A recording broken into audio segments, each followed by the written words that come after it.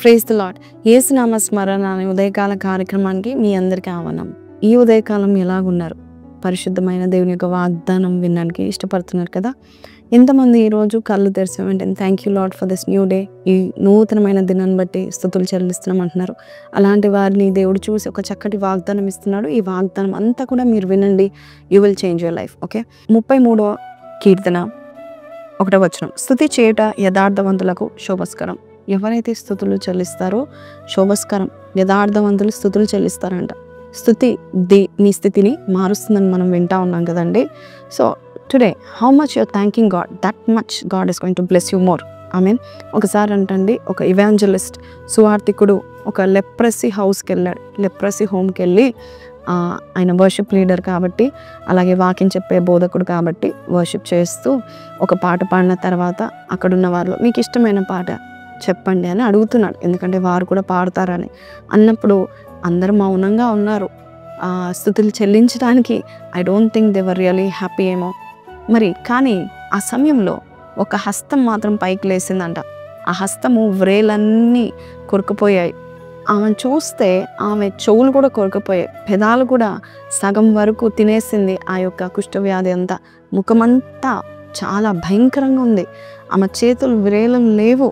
అటువంటి సమయంలో ఆమె చేయి లేపి ఒక మాట అంటుందంట, నాకు ఇష్టమైన పాట నీవు చేసిన ఉపకారములు దయచేసి పాడరా అన్నది. ఆ మాట విన్న ఈ సువార్థికుడు చాలా దుఃఖక్రాంతుడై ఏడ్చాడంట.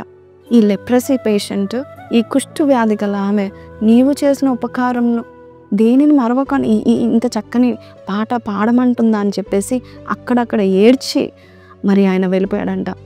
ఆ రోజు ఆ సేవకుడి యొక్క జీవితాన్ని మార్చేసింది ఆమె. ఎటువంటి పరిస్థితిలో ఉన్న దేవుని స్తుతించే సువార్థికుడు కంటే కూడా ఘనమైన శోభస్కరమైన జీవితం కలిగిన వ్యక్తి ఆ కుష్ఠవ్యాధి కలిగిన స్త్రీ. వెంటనే ఆయన జీవితం, ఆయన మినిస్ట్రీ కూడా మారిపోయిందంట.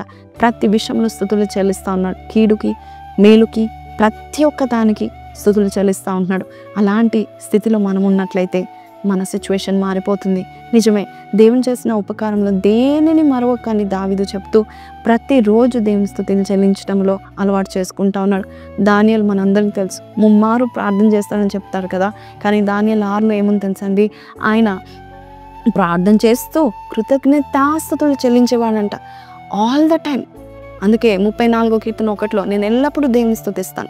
మనం స్తుతించకపోతే మనం వ్యర్థులవుతామని రోమా పత్రిక 1:21 చదువుతానండి. మరియు వారు దేవుని ఎరిగియో ఆయనను దేవునిగా మహిమపరచలేదు, కృతజ్ఞతాస్తుతులు చెల్లింపను లేదు, కానీ తమ వాదనను యందు వ్యర్థులైరి. దేవుని స్తుతించకుండా వాదనములు చేస్తూ కంప్లైంట్ చేస్తూ ఉంటే మనమే వ్యర్థులం అవుతామంట. కాబట్టి ఈరోజు ఈ మాటలు వింటున్నా నీవు స్తుతి చెల్లించడానికి ముందు లైన్లో ఉండాలి. దేవునికి థ్యాంక్ యూ చెప్పడానికి ఎప్పుడు ఫస్ట్గా ఉండాలి. అలాంటి వారు వ్యర్థులు కారు. అది వారికి శోభస్కరంగా ఉంటుందంట. కళ్ళు మూసుకుందామా, ప్రార్థన చేస్తా. ప్రార్థన.